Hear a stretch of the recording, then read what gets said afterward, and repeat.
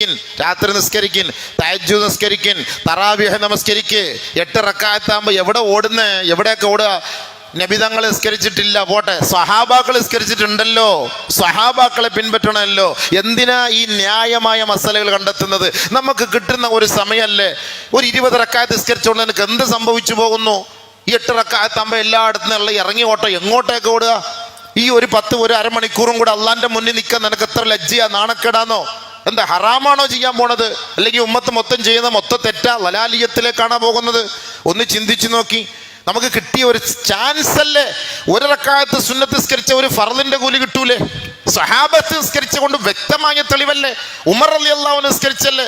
ഉമർ റളിയല്ലാഹു അൻഹു സഹാബിയുടെ പിന്നിൽ ഇമാമായിട്ട് നിന്ന് മഅ്മൂമായിട്ട് നിന്ന് 20 റക്അത്ത് തറാവീഹ് നമസ്കരിച്ചിട്ട് നബിയുനാ റസൂലുള്ളാഹി തങ്ങളുടെ ജീവിതത്തിൽ ഒരിക്കലെങ്കിലും ചെയ്യാത്തത് സഹാബാക്കൾ ചെയ്യുമെന്ന് നമുക്ക് വല്ല പ്രതീക്ഷയുണ്ടോ? ഒരിക്കലുമില്ല.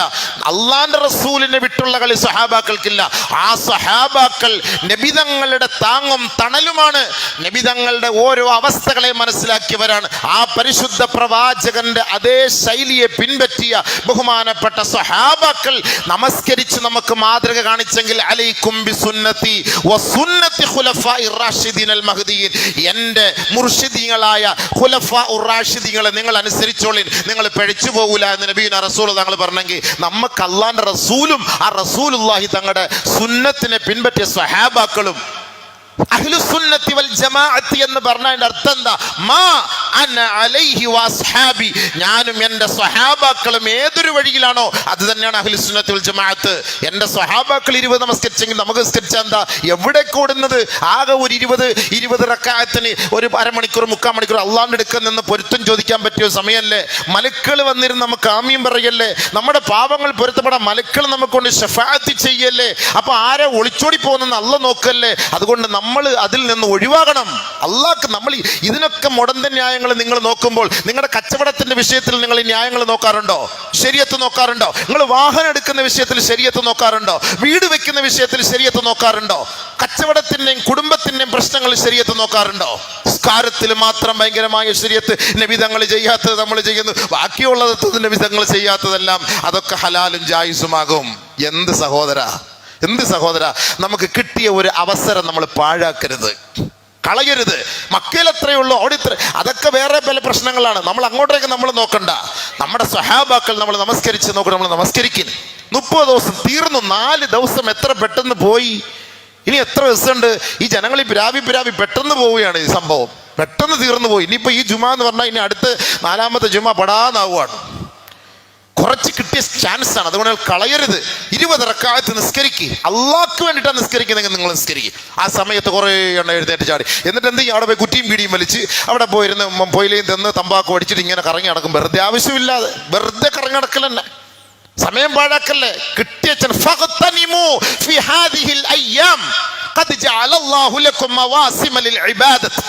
അള്ളാഹു നിങ്ങൾക്ക് തന്നിരിക്കുന്ന ഓഫറാണ്. ഈ മാസത്തില് ഉത്സവമാണ്, നിങ്ങളുടെ ഉത്സവമാണ്, 30 ദിവസത്തെ ഉത്സവമാണ്. ഇത് നിങ്ങൾ പാഴാക്കരുത്. അള്ളാഹു തആല ഓരോന്നിനും ഇരട്ടി പ്രതിഫലമാണ് തരുന്നത്.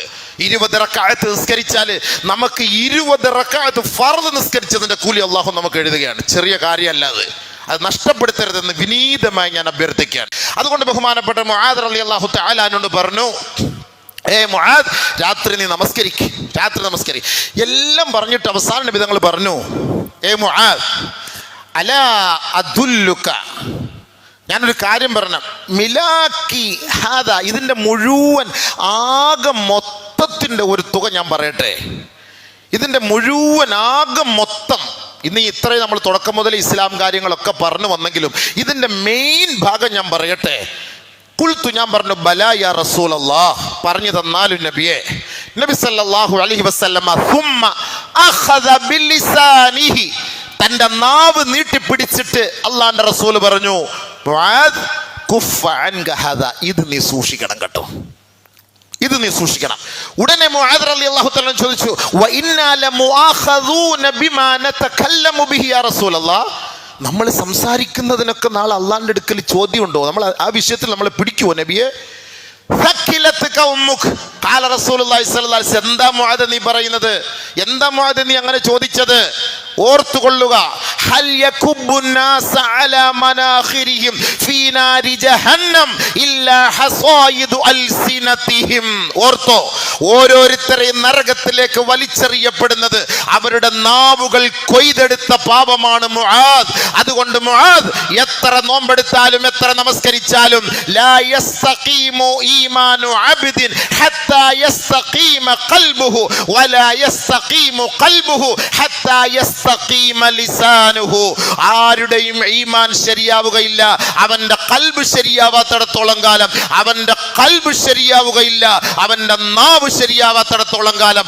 അവന്റെ നാവ് വളഞ്ഞു പോയാൽ, അവന്റെ നാവ് ഗീബത്ത് സംസാരിച്ചാൽ, അവന്റെ നാവ് പരിഹസിച്ചാൽ, അവന്റെ നാവ് കളവ് പറഞ്ഞാൽ, അവന്റെ നാവ് നമീമത്ത് ഏഷണി പറഞ്ഞാൽ, അവന്റെ നാവ് ആരെയെങ്കിലും ആക്ഷേപിച്ചാൽ, അധിക്ഷേപിച്ചാൽ, തെറി വിളിച്ചാൽ, അവന്റെ നോമ്പ് ഫസാദ്, അവന്റെ നോമ്പ് ഫസാദ്. അവൻ വെറുതെ പട്ടിണിക്കിരുന്നിട്ട് കാര്യമില്ല എന്ന് നബിയുനാ റസൂലുള്ളാഹി സ്വല്ലല്ലാഹു അലൈഹി വസല്ലം.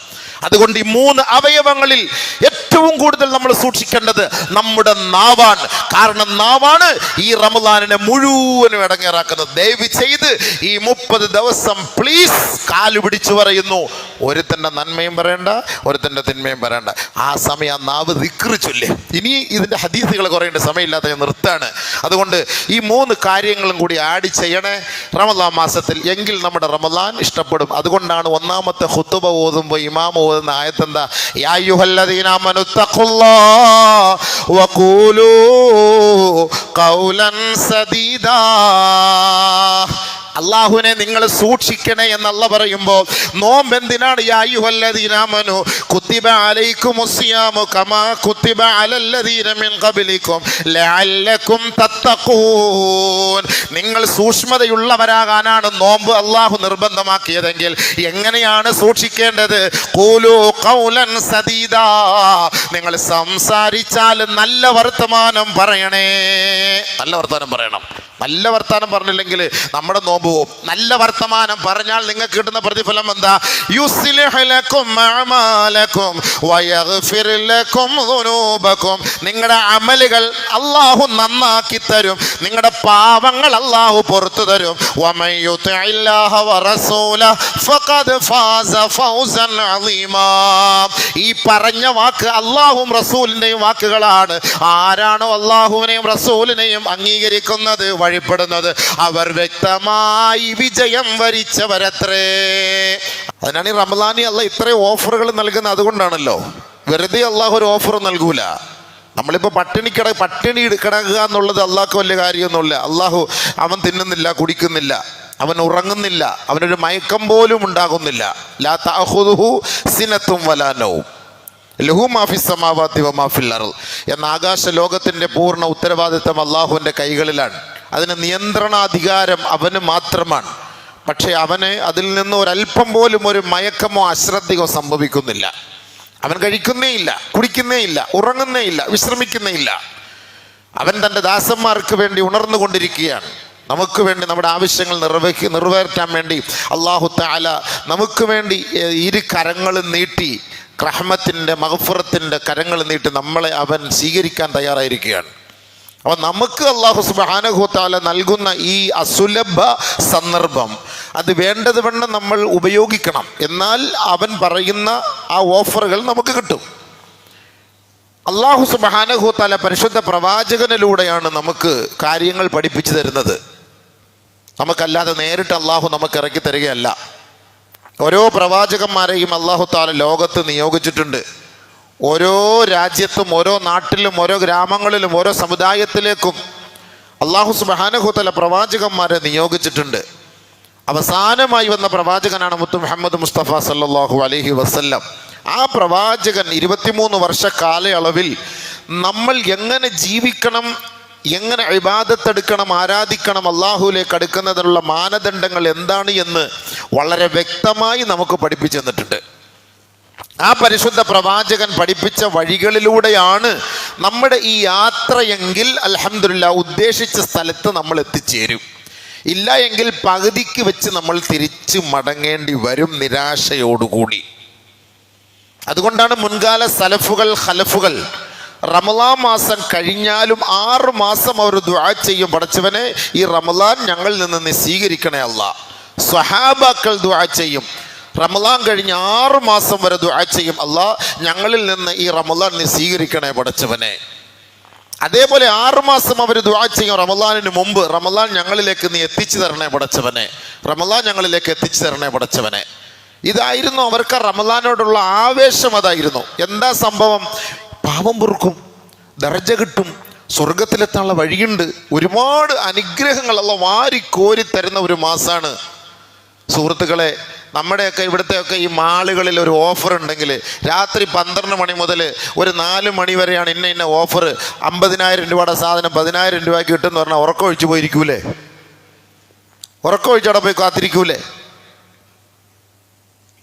1000 രൂപയുടെ ബ്രോസ്റ്റ് നിങ്ങൾക്ക് 200 രൂപയ്ക്ക് കിട്ടുന്നു, രാത്രി 12 മണിക്ക് വന്ന് പറഞ്ഞാൽ എല്ലാവരും അവിടെ പോയി ഇരുന്ന് എഴുതിക്കാൻ വിരിക്കൂലേ? ഇനി റമളാൻ അല്ല, ഇനി ലൈലത്തുൽ ഖദർ എന്ന് പറഞ്ഞാലും ഇന്ന് ലൈലത്തുൽ ഖദർ ആവാൻ സാധ്യതയുണ്ടെന്ന് ഉലമാക്കൾ മൊത്തവും പറഞ്ഞിട്ടുണ്ട്, അതിൻ്റെ അടയാളങ്ങളുണ്ട്. അപ്പോഴാണ് ഒരു ഓഫർ അവിടെ അടുത്ത മാളിൽ കാണുന്നത്, രാത്രി ഇതേ സമയത്ത്. എതിന് മുൻഗണന കൊടുക്കും ആളുകൾ? കൂടുതലും ആളുകൾ മുൻഗണന കൊടുക്കുന്നത് എന്താ എന്ന് ആലോചിച്ച് നോക്കി. പെരുന്നാൾ ഡ്രസ്സ് എടുക്കാൻ അവർ ഓഫർ ഇടുകയാണെന്ന് വെച്ചോളി, 80% ഓഫർ ഈ ലൈലത്തുൽ ഖദറിന്റെ രാവിലെ 12 മണി മുതൽ ഹത്താ മത്ല അൽ ഫജ്ർ സുബഹി വരെ എന്നവരൊരു ബോർഡ് വെച്ചാലേ നമുക്ക് പൈസ ഒന്നാതെ ഇല്ല, ഓഫറിനൊരു ഡ്രസ്സ് കിട്ടിയ പെരുന്നാൾ ആഘോഷിക്കുക. എവിടെ പെരുന്നാൾ? ഈ ഡ്രസ്സ് ഇട്ടത് കൊണ്ട് നിനക്ക് പെരുന്നാൾ ആഘോഷിക്കാൻ കഴിയോ? ലൈസൽ ഈദു മൻ ലബിസൽ ജദീദ്. പുതിയ വസ്ത്രം ധരിച്ചത് കൊണ്ടൊന്നും പെരുന്നാൾ ആഘോഷിക്കാൻ പറ്റൂല. അല്ലാഹ് അവിടെയും ഓഫർ നൽകും, ഇവിടെയും ഓഫർ നൽകും. ഏത് ഓഫറിനെയാണ് നീ സെലക്ട് ചെയ്യുന്നതെന്ന് അറിയാൻ അല്ലാഹ് ഇതൊക്കെ തരുന്നത്. ഏതാണ് നിനക്ക് വേണ്ടത്? നിന്റെ കണ്ണടഞ്ഞ് നിന്റെ മയ്യത്ത് പള്ളിക്കബറിനകത്ത് കൊണ്ട് വെക്കുന്നത് വരെയാണ് ഈ ഓഫറുകൾ. പക്ഷേ ഇന്ന് അല്ലാഹ് തരുന്ന ഈ ഓഫർ ആ ഖബർസ്ഥാൻ മുതൽ മഹ്ശർ വരെയുള്ള ജീവിതത്തിലേക്കാണ്. ഏതാണ് വേണ്ടത്? Your choice. നിനക്കെടുക്കാം, തിരഞ്ഞെടുക്കാം. ഏതാണ് നമ്മൾ തിരഞ്ഞെടുക്കേണ്ടത്? അതാ നമ്മൾ മനസ്സിലാക്കേണ്ടത്. അതുകൊണ്ട് അള്ളാഹു നമുക്ക് തന്നിരിക്കുന്ന ഏറ്റവും വലിയൊരു ഓഫറാണ്. 11 മാസം ആടുകളെ പോലെ ജീവിച്ചു. 11 മാസം കണ്ണ് സൂക്ഷിക്കാൻ കഴിഞ്ഞില്ല, അവയവങ്ങൾ സൂക്ഷിക്കാൻ കഴിഞ്ഞില്ല, ഒന്നും സൂക്ഷിക്കാൻ കഴിഞ്ഞില്ല. 1 മാസമെങ്കിലും റബ്ബിന്റെ മുന്നിൽ വന്ന് ആ ചെയ്തു പോയ അപരാധങ്ങൾക്ക് പരിഹാരമായി റബ്ബിന്റെ മുന്നിൽ പൊട്ടിക്കറിയാൻ ഒരു 30 രാപ്പകലുകൾ അള്ളാഹു തന്നിട്ട് അതും അവൻ പാഴാക്കിയാൽ അവൻ നരകത്തിന്റെ അവകാശിയാകട്ടെ, സ്വർഗത്തിൽ നിന്ന് വിദൂരമാക്കപ്പെടട്ടെ. നബിതങ്ങളുടെ ദുആയാണ്. അള്ളാഹു കാത്തിരക്ഷിക്കട്ടെ, അള്ളാഹു നമ്മളെ കാത്തിരക്ഷിക്കട്ടെ. അപ്പം അത് പ്രത്യേകം ശ്രദ്ധിക്കണം. അതുകൊണ്ട് ഞാൻ പറയാൻ പോകുന്ന വിഷയം എന്തെന്ന് പറഞ്ഞാൽ, റമളാനിൻ്റെ നോമ്പ് എന്ന് പറഞ്ഞാൽ എന്താണ് എന്നുള്ളതിനെ കുറിച്ചാണ്. നമ്മളിന്ന് പട്ടിണി എടുക്കുക, രാവിലെ മുതൽ വൈകിട്ട് വരെ അന്നപാനീയങ്ങൾ വർജിക്കലല്ല. നബി സല്ലല്ലാഹു അലൈഹി വസല്ലമ തങ്ങൾ പറഞ്ഞു, റമളാൻ നമ്മളിലേക്ക് കടന്നു വന്നു, ഈ റമളാനെ നമ്മൾ ആദരിക്കണം, റമളാനിനെ ബഹുമാനിക്കണം, റമളാനിനെ നമ്മൾ സൽക്കരിക്കണം, റമളാനിനെ നമ്മൾ സൽക്കരിക്കണം. അതാണ് നമ്മൾ വേണ്ടത്. അതുകൊണ്ടാണ് അല്ലാഹു സുബ്ഹാനഹു വ തആല പരിശുദ്ധമായ റമളാൻ മാസത്തെ മാത്രം പ്രത്യേകമായി എടുത്തിട്ട് അവൻ്റെ ഖുർആൻ നമ്മളിലേക്ക് ഇറക്കിത്തരാൻ വേണ്ടി അവൻ ഈ മാസത്തെ സെലക്ട് ചെയ്തത്. വേറെ എത്രയോ മാസങ്ങളുണ്ട്. അള്ളാഹ് ഇഷ്ടപ്പെട്ട 4 മാസം ഉണ്ടല്ലോ, ആ 4 മാസം അള്ളാഹ് എടുത്തില്ലല്ലോ. അള്ളാഹ്ക്ക് ഇഷ്ടപ്പെട്ട 4 മാസം ഉണ്ട്, അള്ളാഹിൻ്റെ മാസം. റജബ്, ദുൽഖഅദ്, ദുൽഹജ്ജ്, മുഹറം, ഈ 4 മാസത്തിൽ അള്ളാഹ് ഖുർആൻ ഇറക്കാൻ വേണ്ടി ആ മാസത്തെ അള്ളാഹ് സെലക്ട് ചെയ്തില്ല. അള്ളാഹ് സെലക്ട് ചെയ്തത് ഈ റമളാനിൻ്റെ മാസത്തെയാണ്. മനസ്സിലാക്കണം. റമളാനു ഷഹ്റു ഉമ്മത്തി. നബി സല്ലല്ലാഹു അലൈഹി വസല്ലമ തങ്ങൾ പറഞ്ഞു, റമളാൻ എൻ്റെ ഉമ്മത്തികളുടെ മാസമാണ്, എൻ്റെ ഉമ്മത്തികളുടെ മാസമാണ്. നമ്മുടെ മാസമാണ് ഈ റമളാൻ. നമ്മുടെ പ്രശ്നങ്ങൾ പരിഹരിക്കാനുള്ള മാസമാണ് ഈ റമളാൻ. നമ്മുടെ പാപങ്ങൾ കഴുകിക്കളയാനുള്ള മാസമാണ് ഈ റമളാൻ. അള്ളാഹുമായി രഹസ്യ പരസ്യ സംഭാഷണങ്ങൾ നടത്താനുള്ള മാസമാണ് ഈ റമളാൻ. ഖുർആൻ ഓതി തീർക്കാനുള്ള മാസമാണ് റമളാൻ. തഹജ്ജുദ് നമസ്കരിക്കാനുള്ള മാസമാണ് റമളാൻ. അതുകൊണ്ട് ഇത് നിങ്ങൾ പാഴാക്കരുത്. അതുകൊണ്ട് ഈ മാസത്തെയാണ് അള്ളാഹു നമുക്ക് ഖുർആൻ, അള്ളാഹിൻ്റെ ദിവ്യ സന്ദേശങ്ങൾ ഇറക്കാൻ പോലും അള്ളാഹു തആല സെലക്ട് ചെയ്തത് ഈ പരിശുദ്ധമായ റമളാന്റെ മാസത്തിലാണ്. റജബിലും അല്ല, ദുൽഖഅദയിലും അല്ല, ദുൽഹജ്ജിലും അല്ല, മുഹറമിലും അല്ല. ഇതൊക്കെ അള്ളാഹ് ഇഷ്ടപ്പെട്ട 4 മാസമാണ്. ഈ മാസം ഒന്നും അള്ളാഹ് എടുത്തിട്ടില്ല. അപ്പൊ ഇന്നാണ്, ഈ മാസത്തിലാണ് അള്ളാഹു നമുക്ക് വേണ്ടി ഖുർആൻ അവതരിപ്പിച്ച് തന്നത് എങ്കിൽ ഈ റമളാൻ കൊണ്ടുള്ള ഉദ്ദേശം എന്താണ്? നബി സല്ലല്ലാഹു അലൈഹി വസല്ലമ തങ്ങൾ പറഞ്ഞു, അസ്സൗമു ജുന്നത്തുൻ, നോമ്പ് എന്നുള്ളത് ഒരു പരിചയാണ്. നിങ്ങൾക്ക് ആർക്കെങ്കിലും നോമ്പുണ്ടോ? നിങ്ങൾക്ക് ആർക്കെങ്കിലും നോമ്പ് പിടിക്കാൻ ആഗ്രഹമുണ്ടോ? അല്ലെങ്കിൽ നിങ്ങൾ നേരം വെളുത്തപ്പോൾ നോമ്പുകാരാണോ? നബി സല്ലല്ലാഹു അലൈഹി വസല്ലമ തങ്ങൾ പറഞ്ഞു, നിങ്ങൾ കേവലം പട്ടിണി കിടക്കലല്ല, ഫൽയസും ഇദാ സുംത, നീ നോമ്പെടുത്താൽ ഫൽയസും സമഉക വബസറുക വലിസാനുക, ഈ 3 കാര്യം കൂടി ഈ നോമ്പിനോടൊപ്പം ആഡ് ചെയ്യണം. ഈ 3 കാര്യം കൂടി നിങ്ങൾ നോമ്പുകാരാണെങ്കിൽ നബിയുന റസൂലുള്ളാഹി സ്വല്ലല്ലാഹു അലൈഹി വസല്ലമ തങ്ങൾ നമുക്ക് പഠിപ്പിച്ചു തരുന്ന ഒരു കാര്യമാണിത്. ഹദീസ്, സഹീഹായ ഹദീസാണ്. നീ നോമ്പെടുക്കുന്നുണ്ടോ? നീ നോമ്പുകാരനാണോ എങ്കിൽ ഒരു 3 കാര്യം കൂടി നീ അതിനോടൊപ്പം ചേർത്തെങ്കിലേ നിന്റെ നോമ്പ് പൂർണ്ണമുള്ളൂ. ഫൽയസും, നീ നോമ്പാകട്ടെ. ഫൽയസും സമഉക്, നിന്റെ ചെവി നോമ്പാകണം. വബസറുക്, നിന്റെ കണ്ണ് നോമ്പാകണം. വലിസാനുക്, നിന്റെ നാവ് നോമ്പാകണം. നബി സല്ലല്ലാഹു അലൈഹി വസല്ലമ തങ്ങൾ ഇത് 3 പറഞ്ഞിട്ട് വീണ്ടും പറഞ്ഞു, വദഅ അദൽ ഖാദിം, വദഅ അദൽ ഖാദിം, നിന്റെ കീഴിൽ പണിയെടുക്കുന്ന നിന്റെ ജോലിക്കാരുണ്ടല്ലോ, സെർവന്റ്, വീട്ടിലാകട്ടെ കടയിലാകട്ടെ, ആ തൊഴിലാളികളെ ഭീഷണിപ്പെടുത്താനോ വേദനിപ്പിക്കാനോ പീഡിപ്പിക്കാനോ നോവിക്കാനോ അടിക്കാനോ ആക്ഷേപിക്കാനോ അധിക്ഷേപിക്കാനോ തെറി വിളിക്കാനോ പോകരുത്. പ്രത്യേകിച്ച് ഈ മാസം പറഞ്ഞ വാക്കാണ്, എല്ലാ മാസവും അങ്ങനെ തന്നെ, എന്നാൽ ഈ മാസം ഒന്നുകൂടെ. വദഅ അദൽ ഖാദിം, നമ്മുടെ കീഴിൽ ജോലി എടുക്കുന്ന ആളെ ഒന്നും മിണ്ടരുതെന്ന് അള്ളാഹുവിൻ്റെ റസൂൽ പ്രത്യേകം പറഞ്ഞാണ്. റമളാൻ്റെ സ്പെഷ്യൽ ഇതാണ്. ഈ റമളാൻ സ്വീകരിക്കുക. ഇത് പട്ടിണി കിടന്നിട്ട് വെറുതെ കാര്യമില്ല അബീബെ. പട്ടിണി ആർക്കും കിടക്കാം, സത്യാഗ്രഹം കിടക്കുന്നുണ്ടല്ലേ നമ്മുടെ നിയമസഭയുടെ മുന്നിൽ. എത്ര എണ്ണം പട്ടിണി കിടക്കും? പട്ടിണി കിടക്കുന്നതുകൊണ്ട് കാര്യമൊന്നുമില്ല. പട്ടിണിയല്ല നമ്മുടെ നോമ്പ്, ഇസ്ലാമിൻ്റെ നോമ്പെന്ന് പറയുന്നത് ഇതാണ്. ക്രിസ്ത്യാനികൾക്ക് നോമ്പുണ്ട്, ഹിന്ദുക്കൾക്ക് നോമ്പുണ്ട്, അതൊക്കെ വേറെ വേറെ നോമ്പാണ്. അങ്ങനെയുള്ള നോമ്പല്ല നമ്മുടെ നോമ്പ്. ഒരുപക്ഷെ അവർക്ക് ഇറച്ചി കൂട്ടാൻ പാടില്ല, അല്ലെങ്കിൽ മീൻ കൂട്ടാൻ പാടില്ല, അവർക്ക് വെജ് തന്നെ ആയിരിക്കാം, നോൺ വെജ് പാടില്ല. ഇങ്ങനെയുള്ള നോമ്പുണ്ട്. ആ നോമ്പല്ല നമ്മുടെ നോമ്പ്. നമ്മൾ പട്ടിണി കിടന്നാൽ മാത്രം പോരാ, നമ്മുടെ ശരീരം നോമ്പാകണം.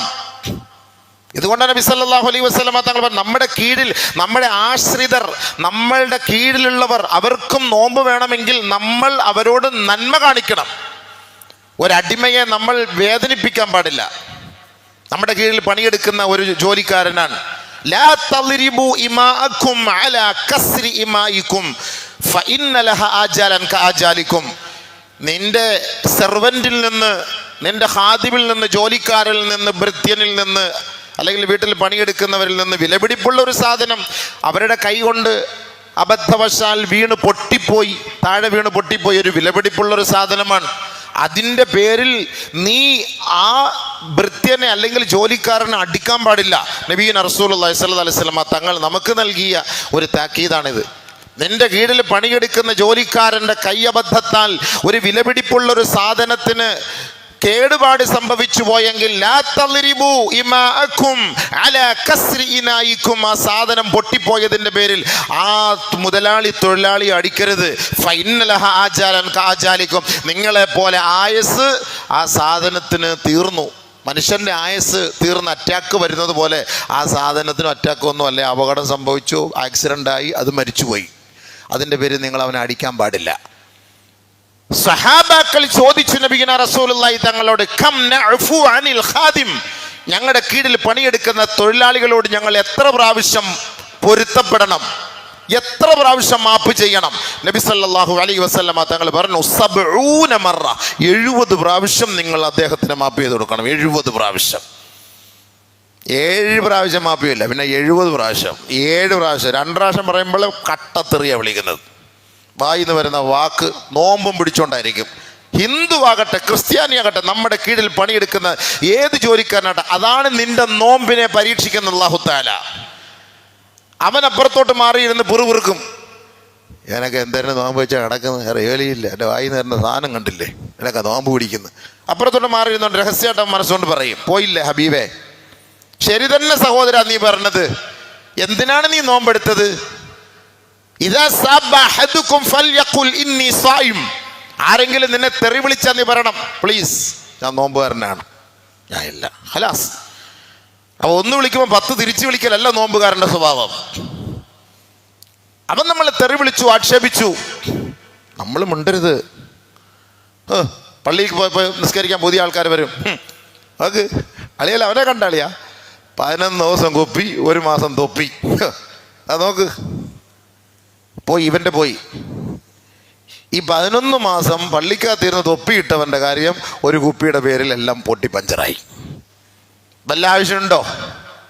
നിന്റെ നാവ് നീ സൂക്ഷിക്കാത്തത് കൊണ്ട് എന്താ സംഭവിച്ചത്? നിന്റെ നോമ്പ് പോയി. ആ പാവം സാധുവിന് അള്ളാഹ് പൊരുത്തം കൊടുത്ത് കാണും. നീ 24 മണിക്കൂറും പള്ളിയിലുണ്ടാവും. അവ ഇപ്പോൾ ഇന്നലെ കയറി വന്നു, ചിലപ്പോൾ ഒരു റമദാൻ കൊണ്ടൊരു മനംമാറ്റം ഉണ്ടായേക്കാം. എത്രയോ പേർക്ക് അങ്ങനെ സംഭവിക്കുന്നു, അങ്ങനെ സംഭവിച്ചേക്കാം. പക്ഷെ അവനെ നീ ആക്ഷേപിച്ചു, അതിൻ്റെ പേരിൽ നിനക്കെന്താ സംഭവിച്ചത്? നിന്റെ നോമ്പ് ഫസാദായി. എന്താ ഫായിദയുള്ള? അതുകൊണ്ടാണ് നബിയുന റസൂലുള്ളാഹി തങ്ങൾ പറഞ്ഞത്, ഫൽയകുൻ സമഉക് വബസറുക് വലിസാനുക്. 3 കാര്യങ്ങൾ നിങ്ങൾ ശ്രദ്ധിക്കണം. നോമ്പിനോടൊപ്പം ആഡ് ചെയ്യേണ്ട 3 കാര്യം: 1 കണ്ണ്, 2 കാത്, 3 നാവ്. ഇത് 3ഉം കൂടി ഈ നോമ്പിനോടൊപ്പം ചേർക്കണം എന്ന് പറഞ്ഞാൽ അതും നോമ്പാകട്ടെ എന്നാണ് നബിയുന റസൂലുള്ളാഹി തങ്ങൾ പറഞ്ഞത്. ഫഅലൈക്കും ബിസ്സകീനതി വവഖാരിൻ. ഈ റമളാനിന്റെ മാസത്തിൽ ഈ നോമ്പും പിടിച്ച് നിങ്ങൾ ബഹുമാന ആദരവോടുകൂടി വേണം നടക്കാൻ. നമുക്കൊരു ബഹുമാനം വേണം, നമുക്ക് സ്വമേധയാ ഒരു ബഹുമാനം ഉണ്ടാകണം, ഒരാദരവുണ്ടാകണം. നമ്മളെ കണ്ടാൽ നോമ്പുകാരനാണ് അവനെ ഒന്നും നമ്മൾ പറയാൻ പാടില്ല, ചൂഷണം ചെയ്യാൻ പാടില്ല എന്ന് മറ്റുള്ളവർക്ക് തോന്നണം.